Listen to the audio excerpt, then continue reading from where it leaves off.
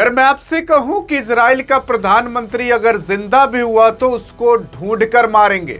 अरे ये लफ्ज हमारे नहीं बल्कि ईरान के आईआरजीसी फौज के हैं। जिस आईआरजीसी फौज ने यानी कि गार्ड ने अब ये कह दिया है कि अगर नेतन्याहू कहीं मिला या जिंदा भी हुआ तो उसको ढूंढ कर मारेंगे।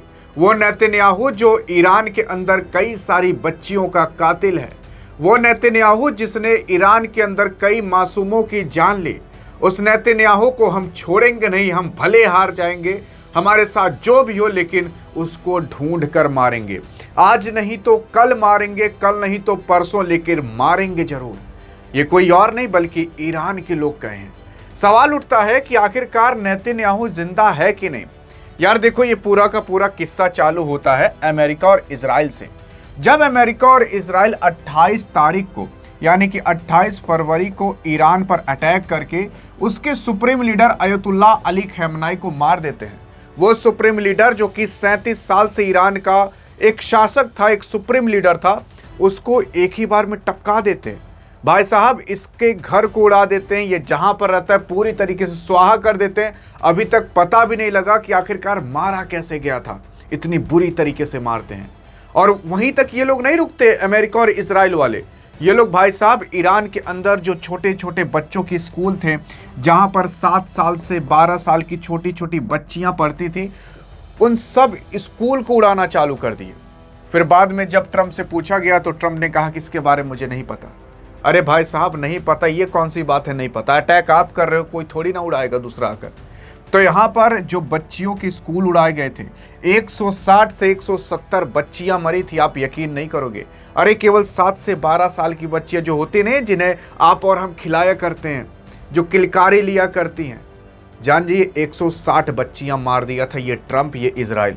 और वही नहीं, काफी ऐसे घर थे, लगभग ऐसे बताए जाते हैं कि 8000 घर को अभी तक उड़ा दिया जा चुका है। लेकिन न्यूज में सुनोगे तो कहा जाएगा कि खाली 1000, 1500, 2000 लोग मारे गए। यार जब 8000 घर उड़ गए हैं तो कहां से 1-2 हजार लोग मारे जाएंगे। एक घर के अंदर कम से कम 5 से 6 लोग रहते होंगे। जी हां, और जब घर गिरता है ना तो भाई साहब कोई बचता नहीं है।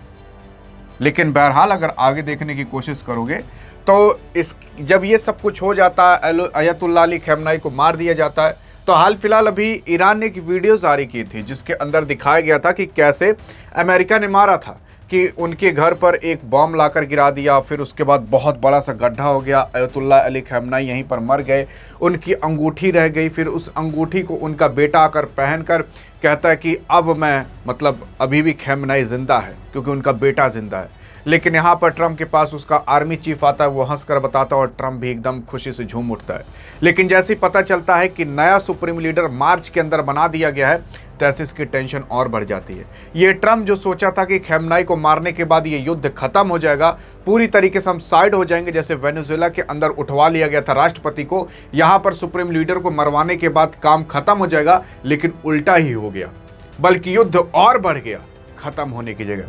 लेकिन हाँ, अगर देखने की कोशिश करोगे तो उसके बाद ईरान ने भाई साहब जो अटैक किया, वो अटैक देखने लायक था ईरान को और अमेरिका को।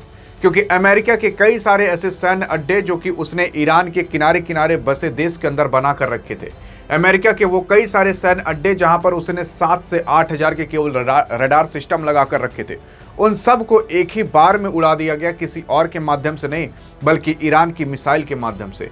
अब तो ईरान 1000 किलो वॉर हेड वाले मिसाइल को निकाल रहा है, जो भाई साहब जहां पर एक बार गिरेगी ना तो कयामत याद दिला देगी। वही कहा जा रहा है कि इजराइल के प्रधानमंत्री को भी मार दिया गया है, बेंजामिन नेतन्याहू को।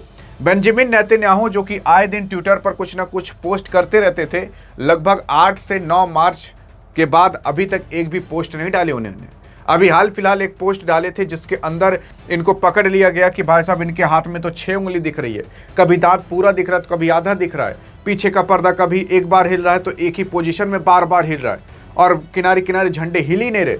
इस तरीके से काफ़ी लोग आशंका लगाए क्या पता ये वीडियो AI जनरेटेड हो, काफ़ी अन्य चीज़ें कही ये लोग। लेकिन कुछ लोगों ने कहा भी कि एआई जनरेटेड है।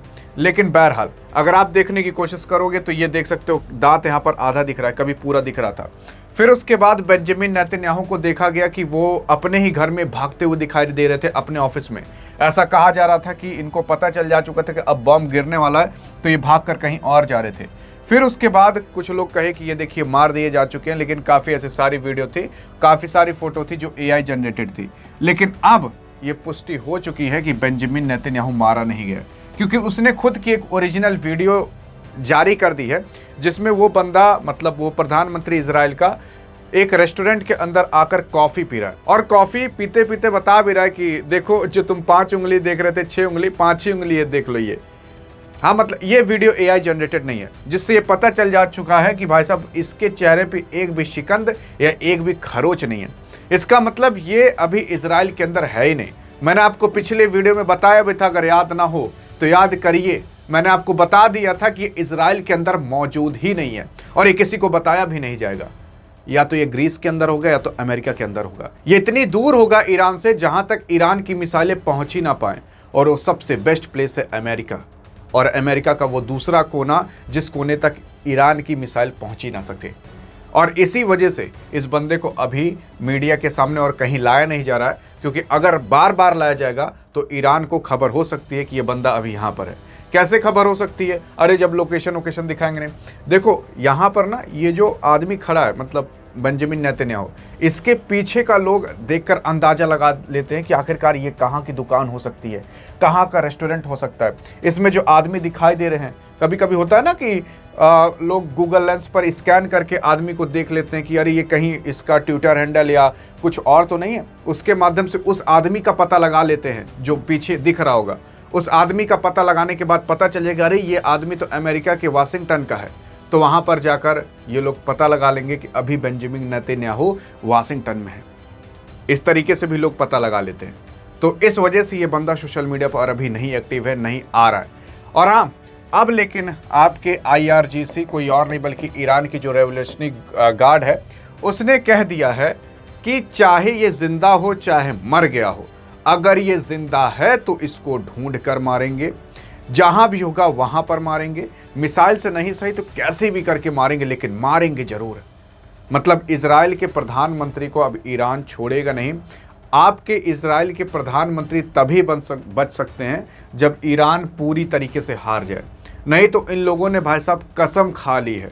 अब ऐसा नहीं है कि मिसाइल के माध्यम से ही मारेंगे, क्या पता ये लोग अपने जो इनकी गैंग है, जो इनके प्रॉक्सी ग्रुप्स हैं दुनिया के अंदर, जो फैलाकर अपने संगठन छोटे छोटे गुट रखे हुए हैं, उसमें क्या पता ये लोग फंड कर दें, कह दे कि जा हिजबुल्ला अमेरिका के अंदर ये बैठा है कि एक गोली मार कर आ जा। एक ही गोली के तो आदमी होता है, सिर में लगी तो गया, क्या मिसाइल की ज़रूरत? जी हाँ, मेन चीज़ ये होती है। तो इस वजह से जब भी ऐसे युद्ध होते हैं तो बड़े बड़े लोग जो जिनको डर रहता है वो मीडिया के सामने या सोशल मीडिया के सामने आते नहीं है ज़्यादा। बाकी आपको क्या लगता है कि ईरान बदला ले पाएगा कि नहीं अपना? क्योंकि ईरान के अब संप्रभुता पर आ चुकी है, ईरान के अब इज्जत पर आ चुकी है कि अगर इसने बदला नहीं लिया तो लोग कहेंगे कि ईरान हार गया। तो ईरान बदला लेगा जरूर, लेकिन कब तक ले पाएगा या ले पाएगा कि नहीं, एक भारतीय नागरिक होने के नाते देखते हैं आप क्या सोचते हो। लेकिन हाँ, अगर ऐसी अधिक जानकारी चाहिए तो व्हाट्सएप चैनल का भी लिंक डिस्क्रिप्शन में है। आई थिंक आपको पूरी चीज़ क्लियर हो गई होंगी। ये मरा नहीं है, लेकिन ईरान इनको मार कर रहेगा। कब तक मारेगा, मार पाएगा कि नहीं, वो तो समय और वक्त और जज्बात बताएगा। अधिक जानकारी चाहिए तो इस वीडियो में मिलते हैं, तब तक लिए जय हिंद जय भारत।